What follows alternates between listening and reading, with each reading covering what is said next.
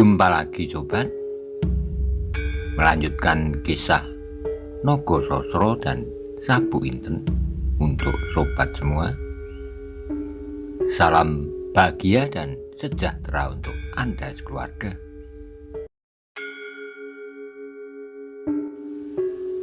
Pada episode sebelumnya dikisahkan setelah melawan orang yang kelima, Bagus Handoko menceritakan semua peristiwa dari awal hingga akhir pada Manahan.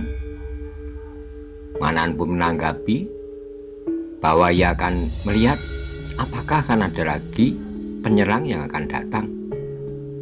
Bagaimana kisah selanjutnya? Simak bersama-sama. Dengan jujur, Handoko mengatakan segala keinginannya untuk mengetahui kelanjutan peristiwa-peristiwa itu, serta keinginannya untuk menyelesaikan masalahnya itu sendiri. Manahan mengangguk-anggukkan kepalanya.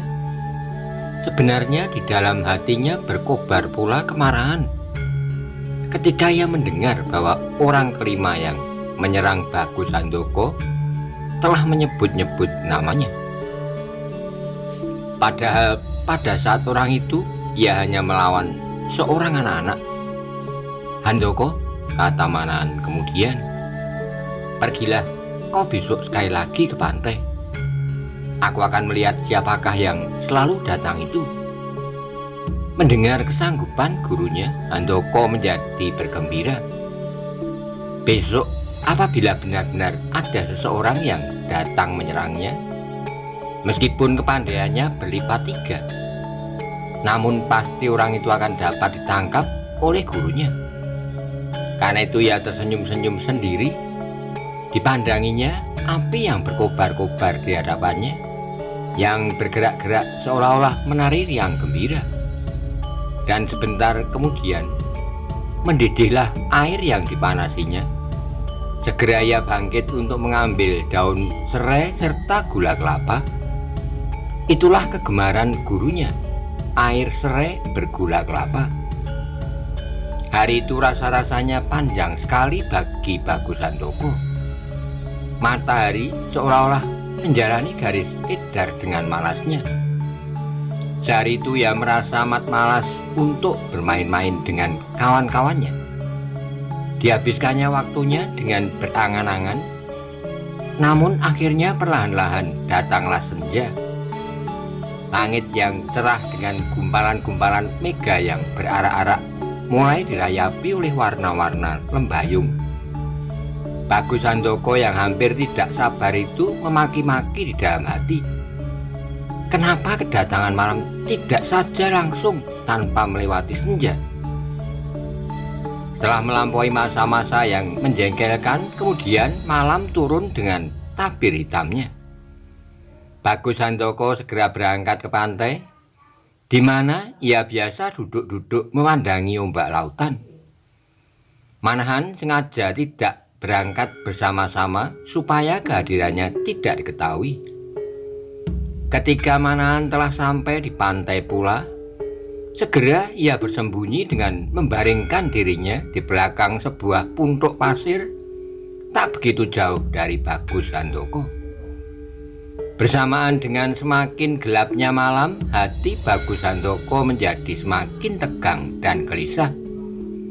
Jangan-jangan orang-orang yang menyerangnya telah mengetahui bahwa gurunya berada di tempat itu, sehingga para penyerang itu tidak berani mendekatinya. Dan dalam kesempatan itu ia mencoba pula mengingat-ingat kelima orang yang datang berturut-turut setiap malam.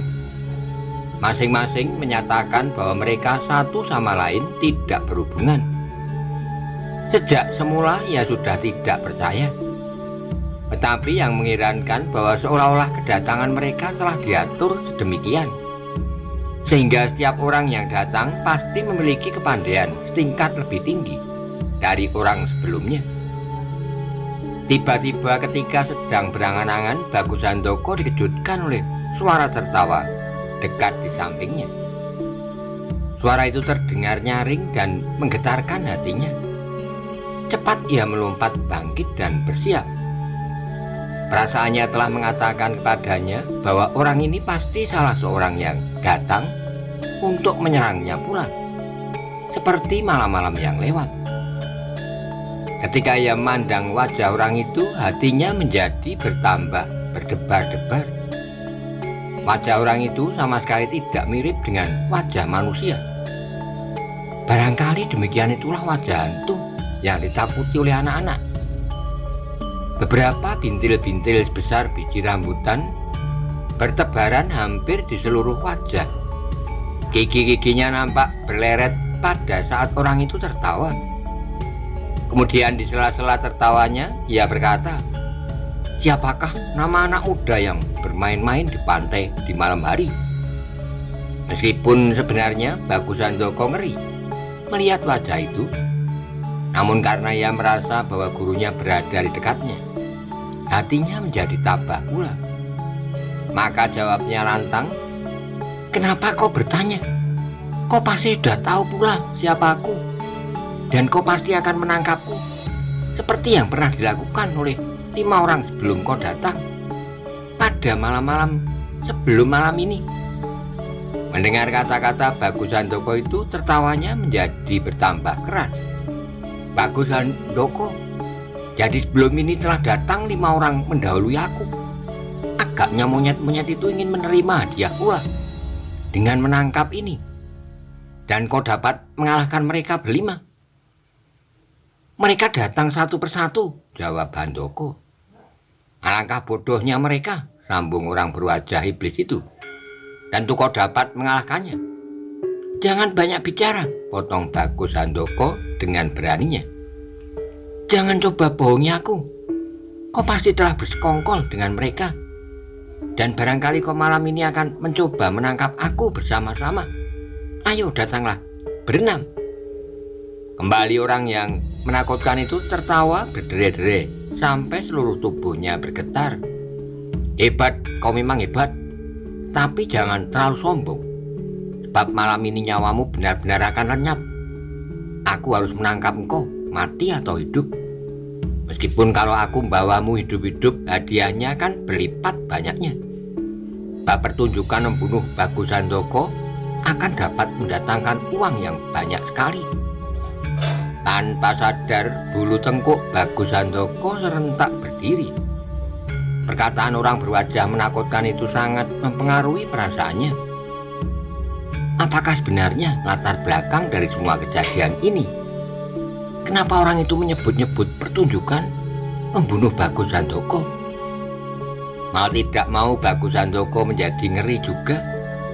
Ia sudah membayangkan dirinya diikat di tengah-tengah lapangan.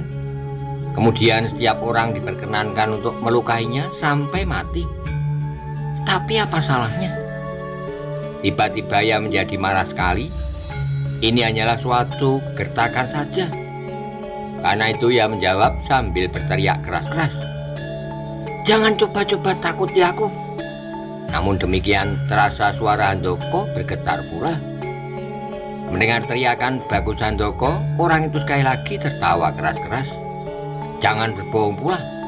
Kau sudah ketakutan, bukan?" Bagus semakin takut, "Kok semakin lucu. Pertunjukan itu jadinya." Sekarang Bagus Handoko benar-benar menjadi marah sekali. Ternyata orang itu telah menghinanya. Karena itu segera ia melompat dan langsung menyerang leher dengan jari-jarinya. Orang itu yang masih enak tertawa ternyata terkejut melihat kecepatan bergerak Bagus Handoko, sehingga tertawanya segera berhenti.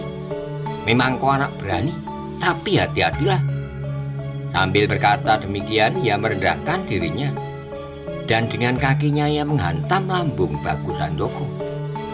Bagus Handoko yang menyerang dengan sekuat tenaga tidak sempat menarik serangannya. Maka yang dilakukan adalah memukul kaki itu dengan tangannya ke samping. Ternyata usahanya berhasil pula. Orang itu terputar sedikit dan dengan demikian lambungnya dapat diselamatkan. Meskipun tangannya yang berbenturan dengan kaki orang itu terasa sakit. Dengan demikian, Bagus Handoko segera dapat mengetahui bahwa orang ini mempunyai ilmu di atas orang-orang yang pernah menyerangnya.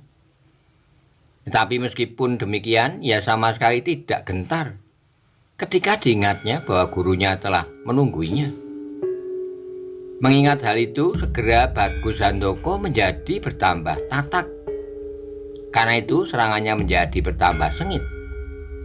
Tetapi perlawanan orang itu bertambah sengit pula, bahkan ia pun telah menyerangnya dengan gerak-gerak yang sangat membingungkan dan berbahaya sekali. Namun ternyata Bagus Handoko telah memberikan perlawanan dengan gigih. Setiap serangan yang datang, bagaimanapun berbahayanya, Handoko selalu dapat menghindarkan dirinya. Malahan tidak jarang ia pun berhasil membalas serangan-serangan itu dengan serangan-serangan yang tak kalah berbahayanya.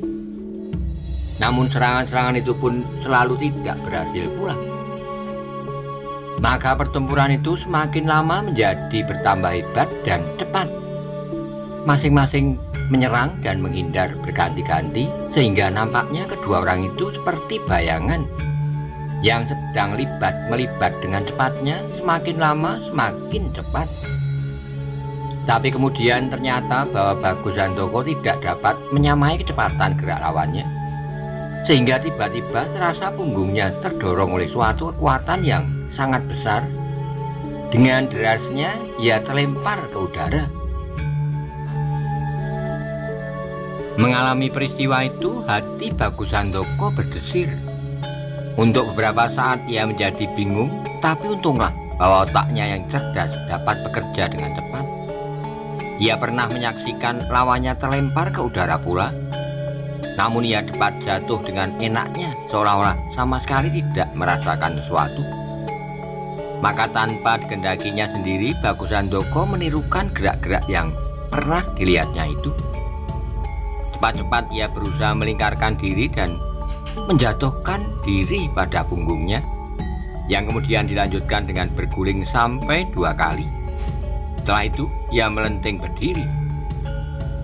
Untunglah bahwa Bagus Handoko telah dibekali dengan olah keprigelan yang cukup serta kekuatan jasmaniah yang besar, sehingga meskipun gerak-geraknya masih belum sempurna, namun ia tidak pula mengalami sesuatu. Melihat cara Bagus Handoko membebaskan diri dengan cara yang demikian, terdengar lawannya tertawa keras-keras sambil berkata, "Hei monyet kecil, dari mana kau belajar berjungkil balik demikian? Untunglah bahwa kau mengenal cara yang baik untuk menyelamatkan dirimu." Bagus Handoko tidak menjawab kata-kata itu. Dengan darah yang mendidih, ia melompat maju kembali untuk menyerang lawannya sejadi-jadinya. Tangannya bergerak berganti-ganti mengarah ke segenap tubuh lawannya, sedang kakinya bergerak dengan lincahnya di atas pasir pantai. Tetapi ternyata lawannya tidak kalah lincah pula. Untuk beberapa lama serangan-serangannya tidak dapat menyentuh tubuh lawannya sama sekali. Bahkan ketika ia mencoba untuk menyerang mata lawannya dengan jarinya, maka tiba-tiba terasa kepalanya berguncang hebat. Guncangan yang pertama disusul dengan yang kedua. Untunglah dalam keadaan terakhir Bagus Handoko masih sempat melihat sebuah kepalan tangan sekali lagi mengarah ke pelipisnya. Cepat-cepat ia memalingkan wajahnya. Tangan itu dengan derasnya menyambar tidak lebih setebal daun padi di muka hidungnya. Untunglah bahwa Bagus Handoko masih dapat bekerja cepat. Tangan itu segera ditangkapnya, serta sambil merendahkan diri, ia pergunakan tenaga dorong serta berat badan lawannya sendiri untuk membantingnya ke tanah lewat pundaknya. Dengan kerasnya orang itu terpelanting, tetapi meski ia jatuh telentang, namun ia berusaha jatuh di atas kedua kaki serta pundaknya saja yang menyentuh tanah. Bagus Handoko tidak mau membiarkannya dalam sikap yang demikian. Cepat-cepat ia menyerang lagi lawannya sebelum sempat memperbaiki keadaannya. Dengan kakinya ia menghantam dada orang yang masih terlentang itu. Gerak Bagus Handoko sedemikian cepatnya sehingga lawannya tidak sempat menghindarinya. Maka terdengarlah keluhan pendek. Tetapi saat kemudian kaki lawannya itu dengan cepat menyapu kakinya, sehingga Bagus Handoko pun jatuh terbanting pula. Ketika ia kemudian tegak, lawannya telah berdiri di hadapannya pula. Bahkan dengan suatu lontaran dahsyat ia menyerang ke arah dadanya. Dengan cepatnya Bagus Handoko merendahkan dirinya, dan bersamaan dengan itu ia menjulurkan kakinya lurus-lurus, sehingga dengan demikian ia berhasil mengenai perut lawannya. Agaknya lawannya sama sekali tidak menyangka bahwa Bagus Handoko akan menyerang selagi ia melakukan serangan yang sedemikian cepat. Karena itu ia terdorong keras beberapa langkah, surut disusul dengan serangan Bagus Handoko yang dahsyat pula. Demikianlah pertempuran itu berlangsung semakin hebat dan cepat. Pada malam kelima, Bagus Handoko yang hampir merasa dapat dikalahkan ternyata memiliki napas yang lebih baik dari lawannya, sehingga akhirnya lawannya menjadi lemas karena kehabisan napas. Tapi orang keenam ini agaknya mempunyai napas lebih baik dari kuda. Karena itu semakin lama terasa Bagus Handoko semakin terdesak. Tenaganya semakin lama semakin berkurang pula setelah ia berjuang mati-matian untuk mempertahankan dirinya. Akhirnya pertempuran itu pun menjadi berat sebelah. Beberapa kali Bagus Handoko terpaksa terlempar, terbanting, dan kadang-kadang perutnya terasa terguncang-guncang hebat. Dari mulut serta hidung meleleh darah segar sampai sedemikian jauh. Bagus Handoko tidak melihat gurunya datang membantunya.